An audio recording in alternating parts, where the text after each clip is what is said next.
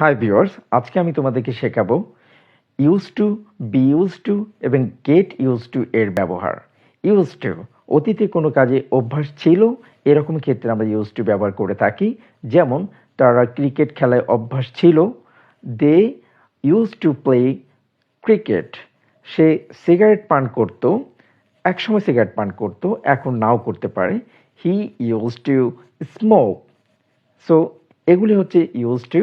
এবং be use to that means অ্যামিজার ওয়াজওয়ার সহ যে ইউজ টু ব্যবহার হবে, সেই ক্ষেত্রে আমি কোনো কিছুতে অভ্যস্ত আর অভ্যস্ত ছিলাম। এই ক্ষেত্রে আমি যদি বলি আমি উপন্যাস পড়তে অভ্যস্ত, I am use to reading a novel. তারা কোনো কিছুতে অভ্যস্ত ছিল, তারা কার্ড খেলায় অভ্যস্ত ছিল, they were use to playing card. So এগুলি হচ্ছে বি ইউজ টু এর ব্যবহার।